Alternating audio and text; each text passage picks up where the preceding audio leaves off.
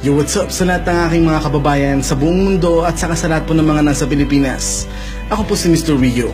Panawagan sa lahat ng mga kapatid nating Kristiyano, Muslim at iba pang relihiyon na magsama-sama po tayong ipanalangin ang Pilipinas. Dahil alam kong alam nyo na may malakihang kilos protestang pinaplano ang mga basura sa gobyerno na gustong pabagsakin ang ating mahal na Pangulo. Dahil ang pagbagsak ng Pangulo ay ang pagbagsak muli ng Pilipinas. Napabagsak na rin ng mga bayarang trolls ang page ko na Mr. Rio. Pero di yun rason para tumigil ako sa pagsuporta sa mahal nating Pangulo.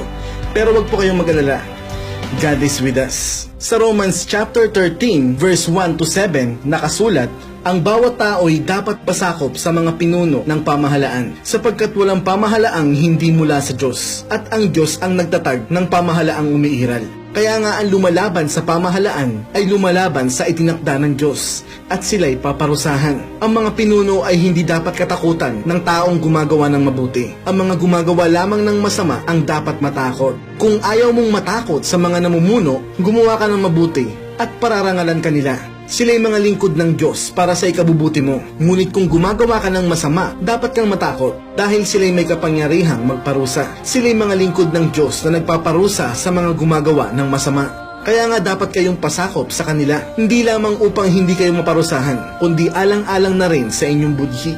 Iyan din ang dahilan kung bakit kayo nagbabayad ng buwis. Ang mga pinuno ng pamahalaan ay mga lingkod ng Diyos at ito ang kanilang tungkulin. Ibigay nyo sa bawat isa ang nararapat sa kanya. Magbayad kayo sa mga dapat bayaran at magbigay kayo ng buwis sa dapat buwisan. Igalang ninyo ang dapat igalang at parangalan ninyo ang dapat parangalan.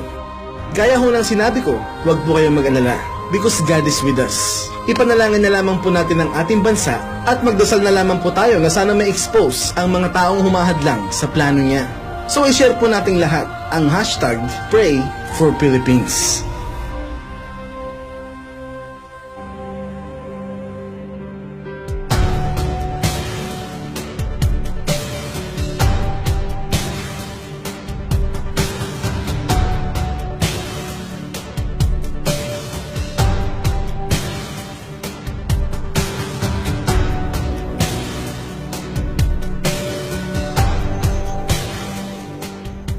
At siguro sir, kilala niyo si Mr. Rio, sir. Yeah, Sa DCW Cyber Talk Hang po.